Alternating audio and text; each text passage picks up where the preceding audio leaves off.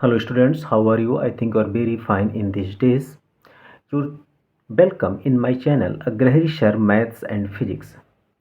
प्यारे बच्चों, हम लोग उत्तर प्रदेश बेसिक शिक्षा परिषद द्वारा संचालित हिंदी माध्यम से गणित मंथन जो क्लास 8th की बुक है, उस बुक की पहले चैप्टर्स से हम लोग क्वेश्चंस को सॉल्व करेंगे और कोशिश करेंगे कि प्रत्येक एक्सरसाइज के प्रत्येक क्वेश्चंस के साथ आपको कॉन्सेप्ट भी बताया जाए, जिससे आप इसके प्रश्न को आसानी से हल कर सकें। तो प्यारे बच्चों, जैसे देख रहे हो कि क्लास 8th की ये बुक है, नाम है गणित मंथन। इस बुक में बहुत सारे चैप्टर दिए हैं जो हमें मंथ वाइज पढ़ने हैं। तो इसमें जो पहला चैप्टर आपका आता है प्यारे बच्चों, वो पहला जो चैप्टर है परिमेय संख्या, जो अप्रैल माह में पढ़ना होता है। तो हम लोग इसी पहले चैप्टर्स को परिमेय संख्याएं जिसका नाम है, इस परिमेय संख्याओं की कॉन्सेप्ट को सीखने की कोशिश करेंगे और जो अभ्यास दिए गए हैं उस अभ्यास के एक एक प्रश्न को हल करने की कोशिश करेंगे। प्यारे बच्चों, अगर पहले चैप्टर्स को हम लोग ओपन करते हैं तो पहले चैप्टर में जो इकाई 1 है परिमेय संख्या के नाम से है। परिमेय संख्या जानने से पहले क्लास 6 और 7th में जो चीज़ें हम लोगों ने पढ़ रखा है उसको थोड़ा सा याद करेंगे। उसमें सबसे पहली संख्याएं आती हैं प्राकृतिक संख्याएं। अंग्रेजी में इसको हम लोग नेचुरल नंबर के नाम से जानते हैं। तो नेचुरल नंबर क्या है प्यारे बच्चों? ऐसी संख्याएं जो किसी वस्तुओं को गिनने में प्रयुक्त की जाती हैं, ऐसी संख्याएं प्राकृतिक संख्या कहलाती हैं। वास्तव में एंशियंट टाइम में जब ह्यूमन बींग्स को, जब मनुष्यों को नंबर्स के बारे में कोई जानकारी नहीं थी, तो वस्तुओं को पत्थर की सहायता से काउंट करते थे, या अगर पत्थर नहीं रहता था तो मिट्टी का ढेर लगाते थे, बालू का ढेर लगाते थे। तो जितना सामान देते थे, एक व्यक्ति दूसरे व्यक्ति को देता था, उतने पत्थर को काउंट करके उतने पत्थर वो बगल में रख देता था या उतने मिट्टी के ढेर को लगा देता था। बाद में ये जो मिट्टी के ढेर लगाना या पत्थर को लगाना, बाद में यही लेखन प्रक्रिया में जब आई तो ऐसी उससे संख्याएं बनी और वो संख्याएं प्राकृतिक संख्याओं के रूप में जानी गई। तो चूंकि ये संख्याएं वस्तुओं को गिनने में प्रयुक्त की जाती थीं, तो ऐसी संख्याओं को हम लोगों ने प्राकृतिक संख्या का नाम दिया। तो प्राकृतिक संख्याएं कौन सी संख्याएं हैं? ऐसी संख्याएं जिसका प्रयोग वस्तुओं को गिनने में किया जाता है, प्राकृतिक संख्याएं कहलाती हैं। उदाहरण के तौर पर जब वस्तुओं को गिना जाता था तो वो कहाँ से काउंट होता था? 1 2 3 4 5। ऐसी संख्याएं सब के सब जो 1 से लेकर के अनंत तक आप इसको लिख सकते हो, 1 2 3 4 5, इस तरह से आप अनंत तक ऐसी संख्याओं को लिख सकते हो। तो ऐसी संख्याएं प्राकृतिक संख्याएं कहलाई। प्राकृतिक संख्याओं के बाद दूसरी संख्या आपको याद करना है, जिसे पढ़ाया गया था पिछली क्लासों में, पूर्ण संख्याएं। तो ये पूर्ण संख्याएं क्या होती हैं? पूर्ण संख्याओं को अंग्रेजी में हम लोग कहते हैं होल नंबर। तो होल नंबर ऐसे नंबर्स होते हैं जो प्राकृतिक संख्याओं के साथ एक नंबर शून्य को जब लिख दिया जाता है तो ऐसी संख्याएं पूर्ण संख्याएं कहलाती हैं। वास्तव में शुरू में शून्य की खोज नहीं हुई थी। जब शून्य की खोज हो गई तो शून्य को जब इन प्राकृतिक संख्याओं के साथ लिख दिया गया तो उन संख्याओं का समूह क्या कहलाया? पूर्ण संख्याएं कहलाया। तो शून्य सहित सभी प्राकृतिक संख्याएं पूर्ण संख्याएं कहलाती हैं। तो उदाहरण में हम लोग क्या करेंगे, सारी प्राकृतिक संख्याओं के पहले क्या लगा देंगे? शून्य लगा देंगे।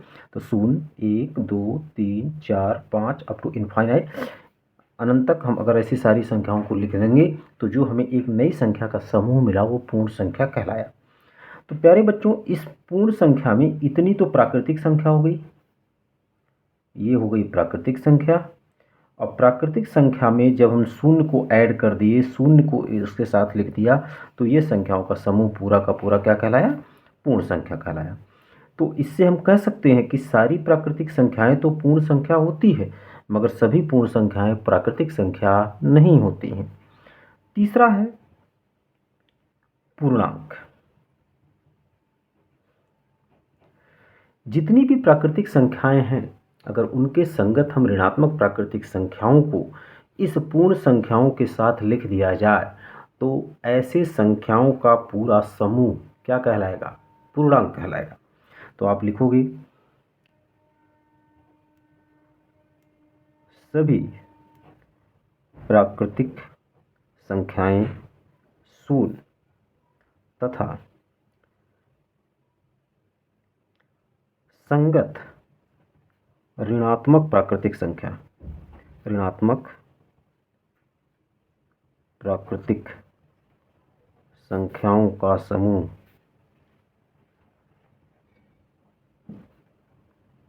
पूर्णांक कहलाता है। इसे अंग्रेजी में इंटीजर के नाम से जाना जाता है। अगर उदाहरण के तौर पर हम लोग लिखें तो सबसे पहले हम लिखेंगे 0, 1, 2, 3, 4, 5 डैश डैश डैश, और इसके लेफ्ट में ये जितनी हमारी इंटीजर्स, ये जो प्राकृतिक संख्याएं हैं, उन प्राकृतिक संख्याओं के संगत ऋणात्मक प्राकृतिक संख्या लिखेंगे। -1, -2, -3 dash dash dash up to infinite, minus infinite. तो ये सब संख्याओं का समूह क्या कहलाया? पूर्णांक कहलाया। प्यारे बच्चों, यहाँ पर ये आपकी प्राकृतिक संख्या है, ये प्राकृतिक संख्या है। अगर शून्य के साथ सारी संख्याओं को लिख लोगे तो पूर्ण संख्या। अगर सारी प्राकृतिक संख्याओं के संगत ऋणात्मक प्राकृतिक संख्या लिखोगे तो पूरी संख्याओं का समूह क्या कहलाएगा? पूर्णांक कहलाएगा। प्यारे बच्चों, यहाँ पर इसे हम धनात्मक पूर्णांक कहते हैं। 1 से लेकर के अनंत तक की जो संख्याएं लिखी जा सकती हैं उसे धनात्मक पूर्णांक के नाम से जाना जाता है। शून्य एक ऐसी संख्या है न तो धनात्मक होती है और न ही ऋणात्मक होती है, और ये कहलाती है ऋणात्मक पूर्णांक। इसे क्या कहते हैं? ऋणात्मक पूर्णांक कहते हैं। अब प्यारे बच्चों, हम लोगों ने पिछली कक्षाओं में सब सीखा था कि पूर्णांक को संख्या रेखा पर कैसे निरूपित करते हैं। तो जब हमें पूर्णांक को किसी संख्या रेखा पर निरूपित करना होता है तो उसके लिए हम लोग क्या करते हैं? सबसे पहले एक संख्या रेखा खींचते हैं। तो संख्या रेखा क्या होता है? इस तरह से स्केल की सहायता से हम एक कोई लाइन खींच लें, स्केल की सहायता से इस तरह से हम कोई लाइन खींच लें और उस पर एक पॉइंट यहाँ मार्क करें, और उसके लेफ्ट और राइट को हम लोग इक्वल पार्ट में क्या कर दें? डिवाइड कर दें। इसके लेफ्ट और राइट पार्ट को हम लोग इस तरह से इक्वल पार्ट में डिवाइड करते हैं। तो जो पहला पॉइंट हमने मार्क किया था उसको 0 लिखें, और इसके राइट साइड के पार्ट को हम इंक्रीजिंग ऑर्डर में 1, 2, 3, 4, 5 इनफाइनाइट तक लिखते चले जाएं, और इसके लेफ्ट पार्ट में -1, -2, -3, -4, -5 इस तरह से इनफाइनाइट तक लिखते चले जाएं। तो संख्याओं का इस तरह का निरूपण क्या कहलाता है? जिस रेखा पर किया जाता है उसे हम संख्या रेखा कहते हैं। उसे हम लोग क्या कहते हैं? संख्या रेखा कहते हैं। प्यारे बच्चों, इस संख्या रेखा पर जब हम लेफ्ट से राइट अर्थात बाएं से दाएं की तरफ चलते हैं तो संख्याओं का मान बढ़ता है। संख्याओं का मान क्या होता है? बढ़ता है। तो ध्यान देंगे, हमेशा -5 से बड़ा -4 होता है, क्योंकि -5 लेफ्ट में है, बायां है, और -4 दाएं पोजीशन पर लिखा हुआ है, इसलिए -5 से -4 बड़ा होगा, -4 से -3 बड़ा होगा, -3 से -2 बड़ा होगा, -2 से -1 बड़ा होगा। इस तरह से -1 से 0 बड़ा होगा, 0 से बड़ा 1 होगा, 1 से बड़ा 2 होगा, 2 से बड़ा 3 होगा, 3 से बड़ा 4 होगा, और 4 से बड़ा 5 होगा। तो प्यारे बच्चों, अगर हम इन सब चीज़ों को समझ रहे हैं तो उसके बाद आता है परिमेय संख्या। परिमेय संख्या। अब परिमेय संख्या क्या होती है?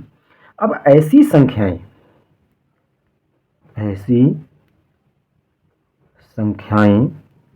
जो P/Q के रूप में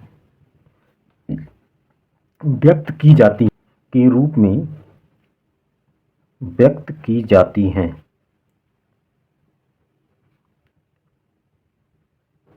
परिमेय संख्याएं कहलाती हैं। लेकिन इसके साथ एक शर्त होना चाहिए, जहां p तथा q एक पूर्णांक हो, क्या हो, एक पूर्णांक हो, तथा q 0 नहीं हो, तो ऐसी संख्या क्या कहलाती हैं? परिमेय संख्याएं कहलाती हैं। तो ऐसी कोई संख्या जो p बट्टे q के रूप में लिखा जाए, p बट्टे q के रूप में, यहाँ ऊपर वाले को हम लोग अंश कहेंगे, अंग्रेजी में न्यूमरेटर कहते हैं, और नीचे वाले को हर कहते हैं, इंग्लिश में इसको डिनोमिनेटर कहा जाता है। अगर ऐसी कोई संख्या जो p बट्टे q के रूप में लिखी जाए, जहाँ p और q इंटीजर हो, अर्थात ये देखो पूरी इंटीजर दिखाए गए हैं, इसमें से कोई संख्या हो, लेकिन जो डिनोमिनेटर है अर्थात हर अगर कभी शून्य ना हो, तो ऐसी संख्याएं क्या कहलाती हैं? परिमेय संख्या के रूप में जानी जाती हैं। तो प्यारे बच्चों, अगर इसके उदाहरण के रूप में हम चर्चा करें कि कौन कौन सी संख्याएं परिमेय संख्या हो सकती हैं, तो आप अगर ध्यान से देखो तो परिमेय संख्याओं में आप कोई संख्या, एक उदाहरण लो 3/5।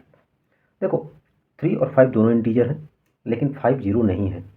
-3/5, यहाँ -3 ऋणात्मक पूर्णांक है, 5 धनात्मक पूर्णांक है, दोनों इंटीजर हैं, लेकिन डिनोमिनेटर अर्थात हर ऋण 0 नहीं है। इसी तरह से अगर 3/-5 लिख दिया जाए, तो यहाँ हर जो है ऋणात्मक है और अंश धनात्मक है। अगर हम लोग दोनों ऋणात्मक पूर्णांक ले लें, जिसमें किसी में भी हर क्या है, शून्य नहीं है, तो ये सब के सब उदाहरण होंगे परिमेय संख्या के। अब परिमेय संख्या कितने प्रकार की होती हैं? तो प्यारे बच्चों, परिमेय संख्याएं 2 प्रकार की होती हैं। एक धनात्मक परिमेय संख्या और दूसरा ऋणात्मक परिमेय संख्या। प्यारे बच्चों, अगर इस एग्जाम्पल में देखें तो पहला और अंतिम, इन दोनों में अंश और हर के चिन्ह समान हैं। इसमें हर का चिन्ह धन और अंश का भी चिन्ह क्या है? धन है। तो अंश और हर दोनों का चिन्ह धन है। यहाँ पर अंश और हर दोनों का चिन्ह क्या है? ऋण है। तो ऐसी परिमेय संख्याएं जिसमें अंश और हर के चिन्ह समान होते हैं, धनात्मक परिमेय संख्याएं कहलाती हैं। अंश तथा हर के चिन्ह समान होते हैं। इसमें ये जो 2 संख्याएं बची हैं, अगर आप इसको ध्यान से देखो तो इसमें अंश अगर ऋण है तो हर धन है, और इसमें अगर अंश धन है तो हर ऋण है, अर्थात अंश और हर के चिन्ह विपरीत होते हैं। अंश तथा हर के चिन्ह क्या होते हैं? विपरीत होते हैं। ऐसी संख्या ऋणात्मक पूर्णांक कहलाती हैं, ऋणात्मक परिमेय संख्या कहलाती हैं। तो धनात्मक परिमेय संख्या में हम क्या लिखेंगे? उदाहरण के रूप में 3/5 एंड -3/-5, ये आपकी हुई धनात्मक पूर्णांक परिमेय संख्या। और जो ये बीच के दोनों हैं, -3/5 एंड 3/-5, ये हो गई ऋणात्मक परिमेय संख्याएं। प्यारे बच्चों, अब जब हम परिमेय संख्याओं को सीख लिया, तो परिमेय संख्याओं पर ये सारी चीज़ें क्लास 7 तक हम लोग पढ़े हैं। क्लास 7 के बाद जब हम क्लास 8 में आते हैं, तो हम लोग पढ़ते हैं परिमेय संख्याओं पर संक्रियाएं। परिमेय संख्याओं पर संक्रियाएं का अध्ययन करने के लिए हमें क्या क्या करना पड़ता है। अब अगला हम लोग देखेंगे परिमेय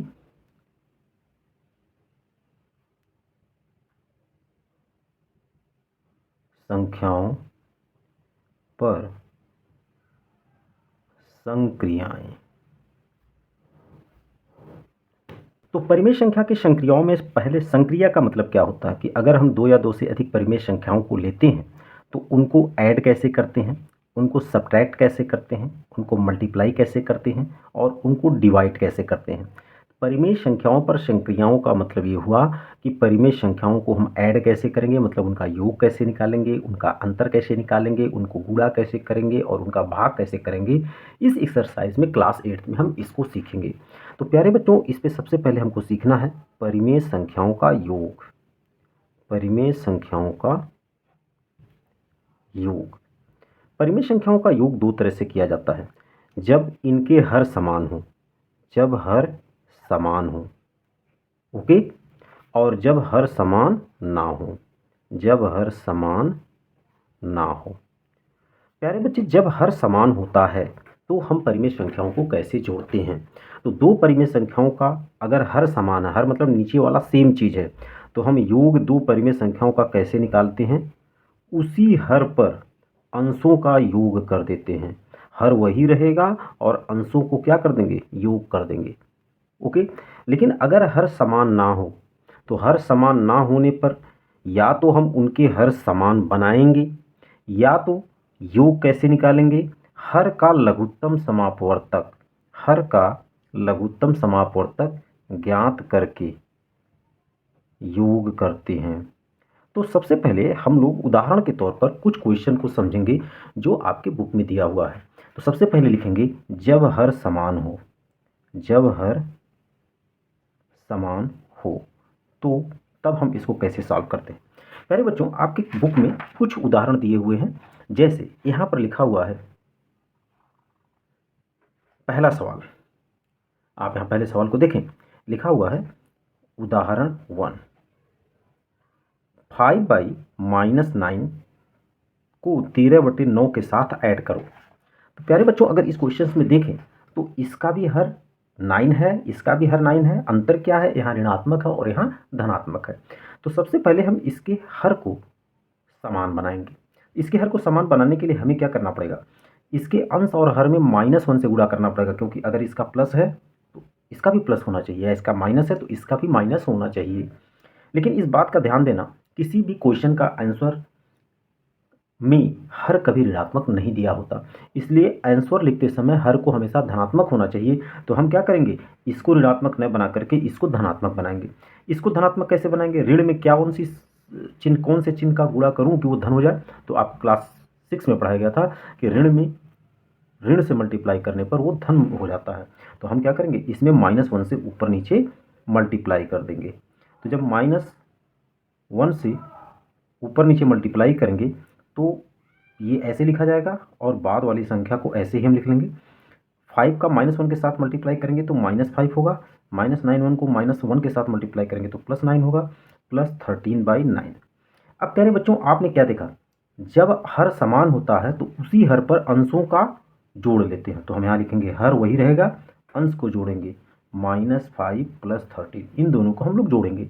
ऐड करते समय ध्यान देंगे कि दोनों को लिख करके बीच में प्लस कर देना, ऐड हो गया, सम हो गया, योग हो गया। अब ऐड करते समय हम चिन्हों का ध्यान देंगे। इस 13 का चिन्ह, 13 का चिन्ह धनात्मक है, और जबकि 5 का चिन्ह क्या है, ऋणात्मक है। तो ये दोनों जोड़ेंगे नहीं, ये दोनों घटेंगे, तो 13 में से 5 चला जाएगा, 8/9। तो प्यारे बच्चों, इसमें चिन्ह किसका लिखा जाएगा, तो जो संख्या बड़ी होती है चिन्ह उसका लिखा जाता है। 5 और 13, 13 में 13 बड़ा है, इसलिए 13 का चिन्ह धन लिखा जाएगा। चूंकि धन हम लिखते नहीं हैं, इसलिए यही हमारा क्या हो गया, आंसर हो गया। चलिए आइए इसी आधार पर हम लोग एक क्वेश्चन करते हैं। यहाँ पर देखो लिखा हुआ है, इस बॉक्स में लिखा हुआ है निम्नलिखित को सरल कीजिए, निम्नलिखित को सरल कीजिए। तो इसमें जो पहला पार्ट दे रखा है 4/7 प्लस -8/7। प्यारे बच्चों, अगर यहाँ पर देखो तो दोनों का हर क्या है, समान है, तो उसी हर पर हमें अंश को क्या कर देना है, ऐड कर देना है। अब जब हम इसको ऐड करने चलेंगे तो ये परिमेय संख्या ये संख्या धनात्मक और ये संख्या क्या है, ऋणात्मक है, तो दोनों जुड़ेंगे नहीं, दोनों घट जाएंगे। तो बेटा 8 अधिक है, 4 कम है, तो 8 में से 4 जाएगा, 4/7। अब जब ऊपर तो हमने सब्ट्रैक्ट कर दिया, लेकिन चिन्ह किसका रहेगा, तो अभी हमने बताया चिन्ह हमेशा बड़े का होता है। 4 और 8 में कौन बड़ा, तो 8 बड़ा, 8 का चिन्ह ऋण, तो यहाँ पर लिख दिया जाएगा ऋण। इसी तरह से प्यारे बच्चों, इसका दूसरा पार्ट दे रखा है -4/9 को हमें ऐड करना है -2/-9 के साथ। अगेन देखो इस समय क्या घटना घट रही है, 9 तो दोनों में है, लेकिन एक का चिन्ह धन है और एक का चिन्ह ऋण है। तो सबसे पहले इस ऋणात्मक को धनात्मक बनाना होगा। तो इसके लिए क्या करेंगे, -4/9 प्लस, इस माइनस को प्लस बनाने के लिए हमें हर में किसका गुणा करना होगा, -1 का। ऊपर -2 है, तो अगर नीचे आपने -1 का गुणा किया तो ऊपर भी आपको -1 से ही गुणा करना पड़ेगा, जिससे इसके मान में कोई अंतर ना आवे। अब क्या करेंगे, -4/9। अब देखो इस माइनस का माइनस में गुणा होगा प्लस होगा, और 2 का गुणा 1 में होगा 2 हो जाएगा। इस माइनस का गुणा माइनस के साथ होगा, अगेन प्लस होगा, 9 का 1 में मल्टीप्लाई होगा, 9 हो जाएगा। अब देखो दोनों केस में प्यारे बच्चों यहाँ पर हर क्या हो गया 9 हो गया, तो हम उसी हर पर अंश को क्या कर लेंगे, जोड़ लेंगे। अब देखो ये जो पूर्णांक है ये ऋणात्मक संख्या के साथ है, ये पूर्णांक धनात्मक संख्या के साथ है। प्यारे बच्चों ये जुड़ जाएगा कि घटेगा, तो ये घटेगा क्योंकि दोनों का चिन्ह उल्टा है। चिन्ह किसका लिखा जाएगा, बड़े का चिन्ह ऋण है तो यहाँ ऋण आएगा बटे 9। तो प्यारे बच्चों ये इसका हो गया आंसर। अब हम लोग इसमें दूसरी चीज को आते हैं। दूसरा चीज है कि जब हर समान न हो, जब हर समान न हो तो अब दो तरीके होते हैं, या तो हम हर को समान करें या तो हर का लघुत्तम लें। तो चलिए सबसे पहले हम इसमें दो तरीकों को सीखेंगे। इस दो तरीकों में पहले हर को समान करते हैं। तो हर को समान कैसे करेंगे, तो जैसे एक क्वेश्चन यहाँ पे लिखा है 1/4 को हमें जोड़ना है -5/6 के साथ। तो प्यारे बच्चों अगर यहाँ देख रहे हो इसका हर 4 है और इसका हर 6 है, तो दोनों हर समान है नहीं, तो सबसे पहले दोनों का हर समान करेंगे। तो इन दोनों हर में छोटा कौन है, 4, तो 4 में क्या मल्टीप्लाई करो, 6 आ जाए। तो ऐसा कोई नंबर नहीं है जिसको हम मल्टीप्लाई कर दें 4 में तो हमें 6 आ जाए। तो हमें क्या करना पड़ेगा, अब दोनों हर में कुछ ऐसे नंबर से मल्टीप्लाई करें जिससे इसके हर समान हो जाए। तो बेटा 4 का पहाड़ा पढ़ेंगे तो 4 1 जा 4, 4 2 जा 8 एंड 4 3 जा 12। और 6 का पहाड़ा पढ़ेंगे तो 6 1 जा 6, 6 2 जा 12। तो बेटा अगर हम इसमें 3 से मल्टीप्लाई कर दूं इसके अंश और हर में, तो इसका हर 12 हो जाएगा। वहीं अगर इसके अंश और हर में 2 से मल्टीप्लाई कर दूं तो भी देखो इसका हर 12 हो जाएगा। तो गुणा करने के बाद लिखा क्या जाएगा, इन बातों को ध्यान रखिए। तो 3 का 1 में मल्टीप्लाई करेंगे 3, 3 का 4 में मल्टीप्लाई करोगे 12, प्लस 5 का 2 में मल्टीप्लाई करोगे 10। क्योंकि एक चिन्ह ऋण है और एक चिन्ह धन है तो वहाँ पे लिखा जाएगा ऋण बटे 6 2 जा 12। अब देखो इन दोनों का चिन्ह क्या हो गया, सॉरी दोनों का हर क्या हो गया, ऋणात्मक हो गया। तो इसी हर पर हम क्या करेंगे, अंश को जोड़ देंगे। जोड़ दिया। अब देखो इसका चिन्ह धनात्मक और इसका चिन्ह ऋणात्मक, तो ये घटेंगे, उल्टा चिन्ह होने पर घट जाता है। तो 10 में से 3 चला जाएगा 7, चिन्ह लिखा जाएगा बड़े का बटे 12। ये हो गया इसका आंसर। अगर हमें इसी क्वेश्चन को लघुत्तम समापवर्तक की सहायता से ज्ञात करना हो तो क्या करेंगे। तो प्यारे बच्चों सबसे पहले हम इस क्वेश्चन को यहाँ लिख लेते हैं। अब जो हर है, पहला रूल क्या है, हर का लघुत्तम समापवर्तक ज्ञात करते हैं। तो हर का लघुत्तम समापवर्तक कैसे निकाला जाता है, इस तरह से दोनों संख्याओं का, यहाँ हर 4 है यहाँ हर 6 है, दोनों संख्याओं का निकालेंगे लघुत्तम समापवर्तक। तो अब ये देखेंगे ये दोनों संख्याएं किससे कट रही हैं। प्यारे बच्चों ये संख्याएं कट रही हैं 2 से। दोनों संख्याएं किससे कट रही हैं, 2 से। तो 2 से पहाड़ा पढ़ेंगे 2 बार जाएगा, अब 6 कै बार जाएगा, 3 बार। अब 2 का पहाड़ा पढ़ेंगे 1 बार, 2 कट गया, 3 नहीं कटा तो उतर गया। अब इस 3 को काटने के लिए हमें क्या करना पड़ेगा, 1 बार पढ़ना पड़ेगा। तो बेटा लघुत्तम समापवर्तक कितना हो गया, जिससे जिससे काटे उसका गुणा कर लो। तो कितना हो गया, 2 2 जा 4 3 जा 12। प्यारे बच्चों इसका 12 क्या हो गया, लघुत्तम हो गया। अब हम यहाँ बराबर का साइन लगाएंगे, एक बड़ा सा पान लिखेंगे और यहाँ लिख देंगे 12। 4 और 6 का लघुत्तम हो गया 12।